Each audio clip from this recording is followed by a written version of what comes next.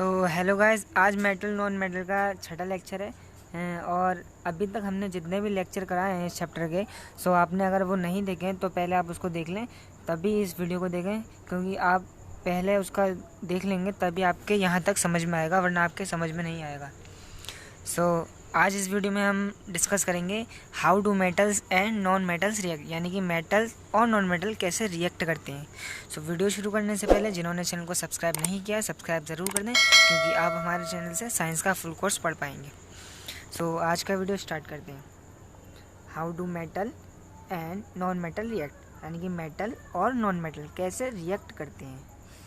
In the above activities, you saw the reaction of metal with a number of reagents. So above का मतलब होता है ऊपर। अभी आपने जो ऊपर एक्टिविटीज़ देखी हैं, जितनी भी आपने मेटल की रिएक्शन देखी है with the number of reagent. So reagent मैंने आपको बताया था, रिएजेंट क्या होता है, ये आपका मिक्सचर होता है जिसका यूज़ हम केमिकल एनालाइजिंग में करते हैं। ठीक है।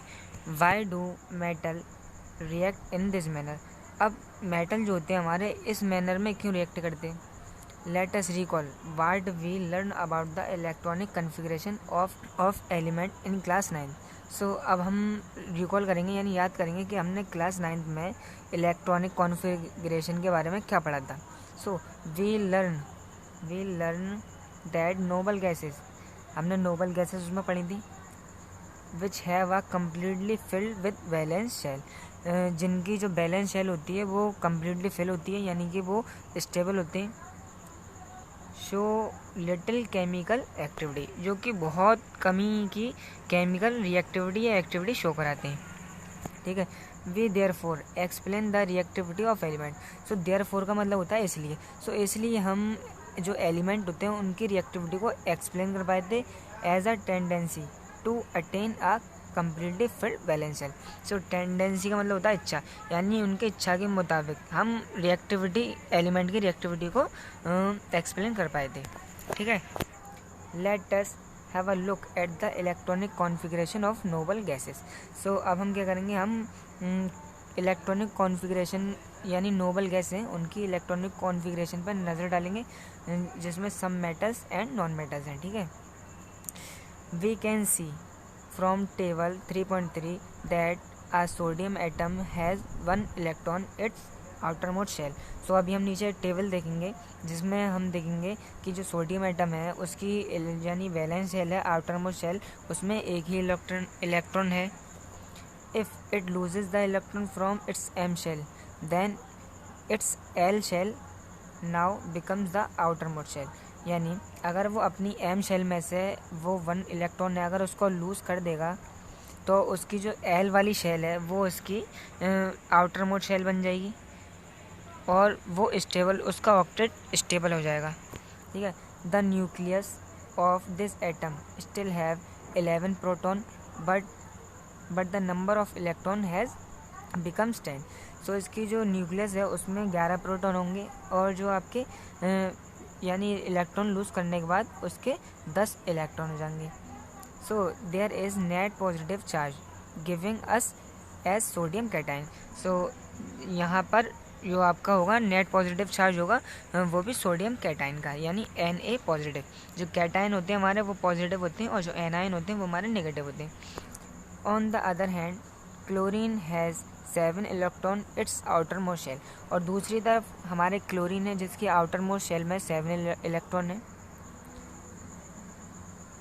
यहाँ आपको टेबल दी गई है इलेक्ट्रॉनिक कॉन्फ़िगरेशन की। सो नोबल गैसेस हैं हीलियम, नियॉन, आर्गन। सो इनकी इलेक्ट्रॉनिक कॉन्फ़िगरेशन है। सो एटॉमिक नंबर होता है हीलियम का 2, तो उसके पहले शेल में 2 इलेक्ट्रॉन होते हैं, और नियॉन का होता है 10, तो पहले शेल में 2 दूसरे में 8। ठीक है। और आर्गन का होता है 18, तो 2, 8 और 18। जो आपकी पहले वाली शेल होती है कि उसमें 2 इलेक्ट्रॉन फिल किए जाते हैं, दूसरी वाली में एल में 8 और एम में 8। ठीक है। जितने भी फिर आपके बचते हैं वो एन वाली शेल में। सो सोडियम होता है, उसका एटॉमिक नंबर होता है 11, तो पहली वाली शेल में तो हमारे 2 इलेक्ट्रॉन आते हैं, दूसरे में आते हैं 8, और अब बचा उसका 1 इलेक्ट्रॉन, तो वो आ जाएगा आपकी लास्ट वाली शेल में। ठीक है। सो मैग्नीशियम है आपका। अब मैग्नीशियम का एटॉमिक नंबर होता है 12, तो उसमें 2 इलेक्ट्रॉन फर्स्ट वाली शेल में और फिर 8 और 2, सो इसके 12 हो गए। और ऐसे ही आप एल्यूमिनियम, पोटेशियम, कैल्शियम का भी ऐसे ही देखेंगे। सो कैल्शियम का मैं बताता हूँ आपको 20 होता है, तो 2 8 8 20, ठीक है। नाइट्रोजन का 7 2 5, ऑक्सीजन का 8 2 6। सो ऐसे यहाँ कुछ मेटल दिए हैं, हीलियम दिए हैं और नॉन मेटल दिए हैं, तो उनकी इलेक्ट्रॉनिक कॉन्फ़िगरेशन दी हुई है, आप देख लें और याद कर लें अच्छी तरीके से। And it require 1 more electron to complete its octet. अब जो अभी हमने पढ़ा था, on the other hand of sodium has 7 electron in outer most shell. So sodium वो क्लोरीन है, क्लोरीन के आउटर मोस्ट शेल में 7 इलेक्ट्रॉन है, तो आपको उसको अपनी ऑक्टेट पूरी करने के लिए 1 इलेक्ट्रॉन चाहिए, ठीक है। So if sodium and chlorine were to react, अगर सोडियम और क्लोरीन रिएक्ट होते हैं, the electron losses by sodium could be taken by chlorine. So जो आपका सोडियम इलेक्ट्रॉन लूज़ करेगा, क्योंकि उसकी आउटर मोस्ट शेल में 1 ही इलेक्ट्रॉन है, तो वो 7 ले तो सकते नहीं है किसी से, क्योंकि उसको जो नीड है वो 7 इलेक्ट्रॉन की है, और 7 इलेक्ट्रॉन वो ले नहीं सकता, तो वो स्टेबल होने के लिए क्या करेगा, उसका जो 1 इलेक्ट्रॉन है वो उसको भी दे देगा, यानी लूज़ कर देगा और वो स्टेबल हो जाएगा। सो अब जो इलेक्ट्रॉन जो लूज़ करेगा वो कौन ले लेगा, वो ले लेगा क्लोरीन, क्योंकि उसके 7 है आउटर मोस्ट शेल में, तो वो अब 7 तो देगा नहीं पूरी, क्योंकि उसकी एनर्जी बहुत जाएगी, तो वो 1 इलेक्ट्रॉन सोडियम का ले लेगा और वो भी 8 इलेक्ट्रॉन करके स्टेबल हो जाएगा, अपनी ऑक्टेट पूरी कर लेगा। So the electron lost by sodium could be taken by chlorine, could be taken up by chlorine, यानी जो सोडियम अपना इलेक्ट्रॉन लॉस्ट करेगा वो क्लोरीन लेगा। After gaining an electron the chlorine atom gets unit negative charge. अब क्या होगा, chlorine जो 1 इलेक्ट्रॉन लेगा, तो अब क्लोरीन पर नेगेटिव चार्ज आ जाएगा। सो मैं आपको एक ट्रिक बताता हूँ, इसको याद करने की। जो इलेक्ट्रॉन देता है वो होता है हमारा पॉजिटिव, जो देता है, और जो हमारा लेता है वो होता है हमारा नेगेटिव, ठीक है। पॉजिटिव होता है तो इसको बोलते हैं हम कैटाइन, और जो नेगेटिव होता है इसको बोलते हैं हम एनाइन। और इसको याद करने की मैं आपको ट्रिक बताता हूँ बहुत अच्छी। तो देखिए, जो पॉजिटिव होता है उसको बोलते हैं हम कैटाइन, ठीक है। सो हम क्या करेंगे, CATION, तो ये हो गया हमारा कैटाइन, बीच में पॉजिटिव है। और जो एनाइन होता है वो नेगेटिव, तो उसको याद करने की ट्रिक, ये नेगेटिव, ये बनाया ANION, तो ये हो गया हमारा एनाइन। आगे देखते हैं। सो अगर ट्रिक पसंद आई हो तो वीडियो को लाइक ज़रूर करें। Because it nucleus has 70 proton and there are 18 electron in its KLM shell, ठीक है। सो इसके जो न्यूक्लियस है उसमें 17 प्रोटॉन है आपके, प्रोटॉन पॉजिटिव, और 18 आपके इलेक्ट्रॉन नेगेटिव है, ठीक है। This gives us a chloride anion, यानी एनाइन क्लोराइड है वो एनाइन जो कि negative. So both these element can have give and take relation. So जिसमें गिव एंड टेक रिलेशन होता है, गिव एंड टेक रिलेशन होता है, तो उसको हम क्या बोलते हैं, आयनिक कंपाउंड। आयनिक, वही होते हैं हमारे आयनिक कंपाउंड, क्योंकि उसको आपका सोडियम है, उसको 7 इलेक्ट्रॉन चाहिए, तो वो तो दे नहीं सकता, तो वो 1 इलेक्ट्रॉन अपना लूज़ करेगा। और इधर आपको क्लोरीन है, उसको आपका 1 इलेक्ट्रॉन चाहिए, क्योंकि उसके पास 7 है, तो वो पूरे 7 दे नहीं सकता, तो ये वो लूज़ करेगा और वो गेन करेगा। ऐसे करके ये दोनों स्टेबल हो जाएंगे। और ये so both these element can have give and take relation between them. So आपको ये फिगर दिया हुआ है, इसमें रिएक्शन दिए, यानी सोडियम के ये दिए हुए हैं 2 8 1, ठीक है। अब ये एक इसको दे देता है, तो ये 2 और 8 में पॉजिटिव चार्ज ले लेता है। ऐसे ही क्लोरीन है, तो इसके 7 है, तो ये सोडियम का 1 लेकर ये स्टेबल हो जाता है। सो इसका कुछ स्ट्रक्चर दिया हुआ है यहाँ पर, इलेक्ट्रॉन स्ट्रक्चर। आगे देखते हैं। Sodium and chloride ion being oppositely charge. So sodium और क्लोरीन के जो आयन है वो अपोजिट होंगे, क्योंकि सोडियम पे है वो पॉजिटिव चार्ज है, क्लोरीन पे है नेगेटिव चार्ज। सो अट्रैक्ट ईच अदर। सो ये दोनों एक दूसरे को अट्रैक्ट करेंगे। आपको पता है कि पॉजिटिव और नेगेटिव अट्रैक्ट करते हैं, और पॉजिटिव रिपेल करते हैं एक दूसरे को, ये तो आपको पता ही है, बेसिक चीज़ है, ठीक है। सो ये दोनों एक दूसरे को अट्रैक्ट करेंगे बाय स्ट्रॉन्ग इलेक्ट्रोस्टैटिक फोर्स। जो इनके बीच में इलेक्ट्रोस्टैटिक फोर्स है, फोर्स ऑफ अट्रैक्शन, उससे ये दोनों एक दूसरे को अट्रैक्ट करेंगे और सोडियम क्लोराइड में एग्जिस्ट करेंगे NaCl। It should be noted that sodium chloride does not exist as molecule, यानी अब जो सोडियम क्लोराइड है वो आपका मॉलिक्यूल में एग्जिस्ट नहीं करेगा, but aggregate of oppositely charge ion, लेकिन ये अपोजिटली चार्ज आयन में आपका एग्जिस्ट करेगा। ठीक है, let us see the formation of one more ionic compound magnesium chloride. अब हम एक और आपका आयनिक कंपाउंड है उसका फॉर्मेशन देखेंगे, वो है हमारा मैग्नीशियम क्लोराइड। सो नीचे दिया हुआ है। सो मैग्नीशियम के अभी आपने ऊपर पढ़ा था, उसके 12 होता है एटॉमिक नंबर। सो उसको उसके आउटर मोस्ट शेल में 2 इलेक्ट्रॉन है। सो अब इसको चाहिए 6 इलेक्ट्रॉन की नीड है। ठीक है, सो अब ये क्या करेगा, 6 इलेक्ट्रॉन तो लेगा नहीं, तो ये अपने जो 2 हैं वो इनको लूज़ कर देगा और ये 2,8 में स्टेबल हो जाएगा। ठीक है, आपका मैग्नीशियम 2,8 में स्टेबल हो जाएगा। और क्लोरीन है, क्लोरीन का तो अभी जैसे आपने NaCl में देखा था कि उसको उसके आउटर मोस्ट शेल में 7 इलेक्ट्रॉन थे, तो उसको 1 इलेक्ट्रॉन की नीड है। तो वो क्या करेगा, अब Mg का क्योंकि इसमें MgCl2 बनेगा।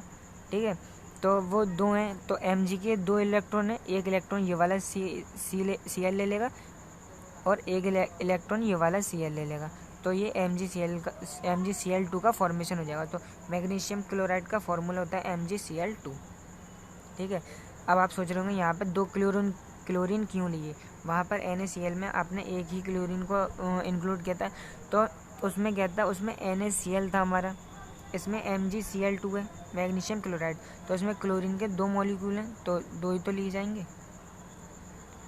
ठीक है, आपके समझ में आ गया होगा। सो देखते हैं, the compound form in this manner by the transfer of electron. So जो कंपाउंड फॉर्म होगा वो इलेक्ट्रॉन के ट्रांसफ़र से होगा from metal to non metal, are known as ionic compound.